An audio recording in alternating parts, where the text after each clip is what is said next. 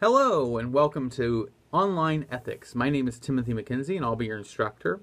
Just to introduce myself to you, I teach philosophy as well as journalism here at Lincoln Land. This is my second year full-time, and before that also I've taught for many years. Taught part-time before that for a year, and I've taught part-time in a lot of schools while working in newspapers, and I've taught a lot online, and so that's basically just a little bit about myself. As far as things go, this is an online ethics course, and it is both an applied ethics course as well as a theoretical ethics course. Half of it's supposed to be kind of applied discussions, what is right and wrong, and the other half is supposed to be kind of looking at the theories like utilitarianism, deontological, virtue ethics, and more theoretical questions. The modules that we have throughout the course are going to be on the theoretical side, and then we'll have a couple summary papers and some discussion boards that more approach it from the applied side, the actual practical side, where you can actually discuss and give your opinion and maybe encompass some of that material. The modular format means it's just like a modular home. You can take a modular home, like a a trailer home or whatever. But a modular home also can be prefab homes that are that you can put on a truck and they pull it in, they put it on a foundation. They don't have to be just a trailer, but they're basically built and they have everything already in it. They have the bathroom and the kitchen and everything, and they just set it where they want to set it, and they do some work and they get it ready. And so that's the same way with these lessons. Each one has everything already inside of it, okay? But what's inside of it is the theoretical side.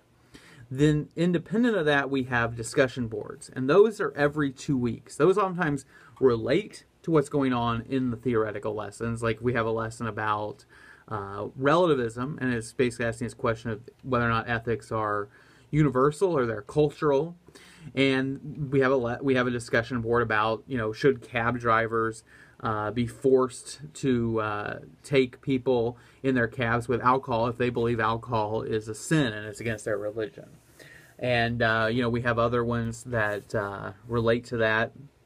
Ones like lawyers keeping privilege for their clients, even though it could end up causing negative effects on a person who is imprisoned wrongly. And so that kind of corresponds with a utilitarian approach to ethics, with differences between act and rule utilitarianism. Now, the thing to keep in mind is those discussion boards are sort of independent of the modules. Those are every 2 weeks. Every 2 weeks on a Monday at 11:59 p.m. they are due. And the modules have varying dates, but they're always on Mondays at 11:59 p.m. And so you need to keep that in mind as you work on this module, is that, or each module is, don't think just because the module is not due until October 52nd or something that I don't have anything going on. Well, no, you still have discussion boards. Those will be mentioned in the list at the top of each module. I will mention the ones that are due, but keep in mind that they are not, and they'll be in the module so you can see them there, but they are not on that module schedule. They are independent. Now, as far as it goes, there's also a couple of papers, a couple of summary papers where there are instructions. There's a whole folder on the main course modules page about those and how they're done.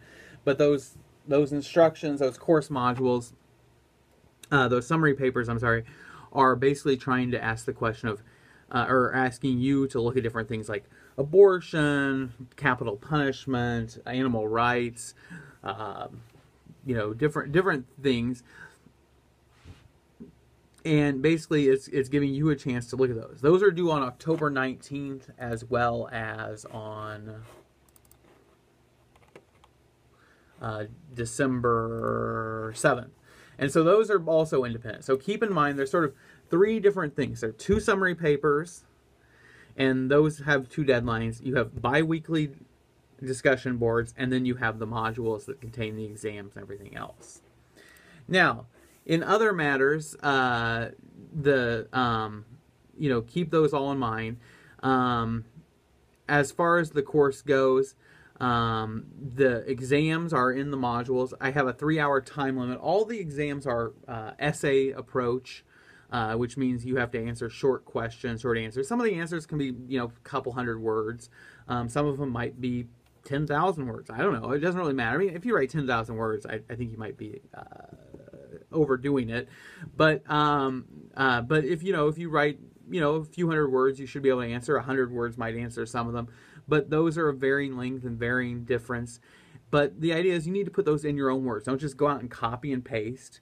And I kind of depend upon you to look in the course for the answers. If you give me an answer that has nothing to do with what I talked about in my lessons, I'm probably not going to give you credit. Because, I'm not going to not give you credit, but I'm definitely not going to if it doesn't correspond, or it gets off on a side note that's different in a significant way and doesn't really hit some of the key points I thought were important to highlight. I will take note of that.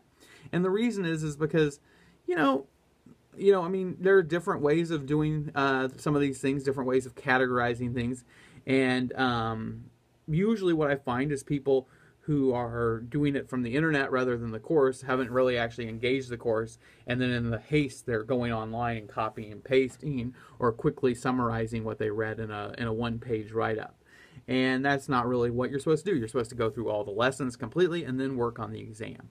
The exam has a 3-hour time limit, and you should try to, you have to abide by it, but you can close it, you can work on it, you can look at your notes, you can go back through the lessons, you can find answers, but you do only have 3 hours. It should be in your own words, it should be, your own approach, so you need to read and be prepared, but then you can go back and get some of the information. As far as other thing to do, as far as the discussion boards, take your time on those. Those are due every 2 weeks. One of the things I always like to, I'll notice is people will come in and the discussion board's due at 11:59 p.m. I'll go online at 10:59 p.m. and, somebody won't have done it. And then they will post the discussion board, and they will post it and have responded to 2 other discussion boards all within a 20-minute period. And, I want you to take your time. I want you to read through other discussion boards. I want you to think about other discussion boards. I want you to think about your own. And if you're doing it in that kind of haste, then you're not really engaging it the way that you should. And it will reflect in your grade. You should really put your first post on after about a week. It's not due, they're due every 2 weeks. Probably the first week, do a post and then read through what other people are saying and then go back. Now, as far as it is, all the discussion boards are set so you have to post before you can read other people's posts. That way you're not just, copying what they said. And so you need to think about the question, engage it, and then read other people and what they said. As far as the responses to other people, those should be somewhat, those should be well thought out. They should be 50 to 100 words in a response.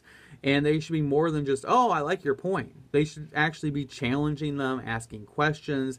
They should be giving constructive reasons for why you agreed with them or disagreed with them, not just simply saying, oh, I like what you had to say. That's funny.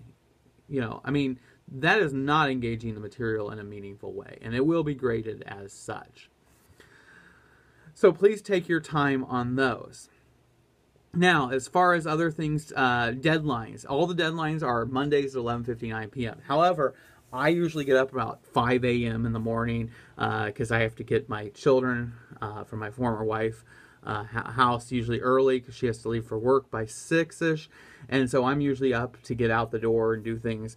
And so I go to bed well before midnight. And so I'm probably not going to stay up to grade those. And so I will instead grade them the next day I will grade them the next morning at 8 a.m. I'm sorry, in the office probably at like 10 a.m. or so.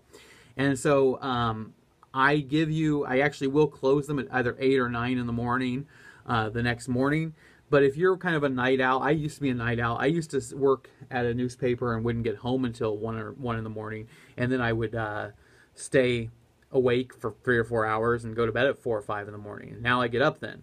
And so if you're one of those types of people and you want to work on this at 1 in the morning, you can. It's not going to close. I'm not going to count you late for working on it at that time. But at 8 or 9 in the morning, the module will close and you won't have any more option to do it. So make sure you do meet that deadline. But that is a little bit of a bonus because in the end, you know, I don't want you to be sitting there going, oh, it's 11 p.m. and I was at work and I just got off and my kids just went to bed. My kid was sick and I was going to stay up late and work on it. And now I got to get everything done by midnight. I'd rather you stay up and just get it done at 12:30 and not have to worry about it. So that's the way that goes. Now, as in one other matter, as far as the course goes, if you have any, if you ever find an error, one of the things I've been doing is I've been offering extra credit of a point for every error found. Sometimes, as we move this course from semester to semester, I will leave out a,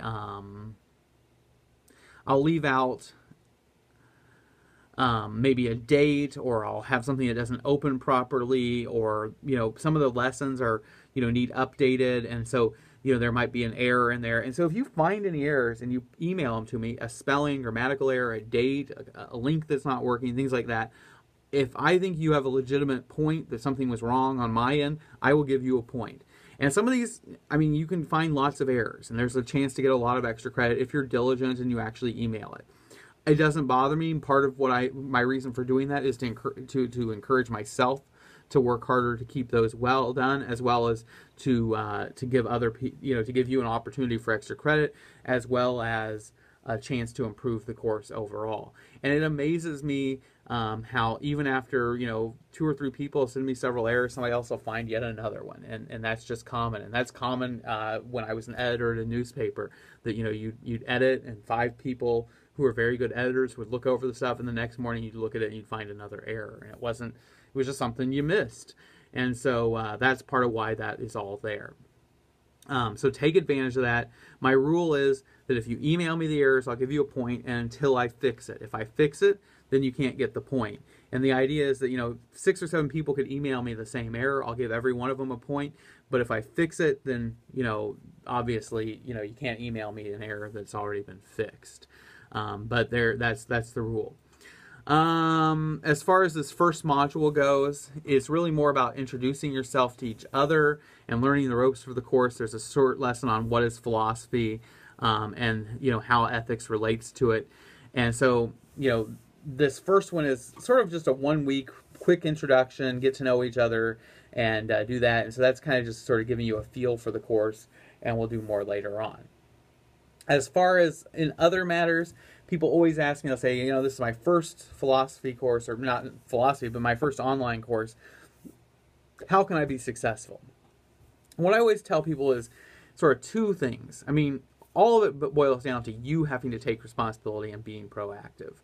But the 2 things I always say are, you know, number 1 is in a classroom course, you can raise your hand and say, hey, I got a question. I don't know how this is, or I think this is wrong, or you never said anything about this. And I can go, oh, I had forgotten, and I can correct it for the entire class.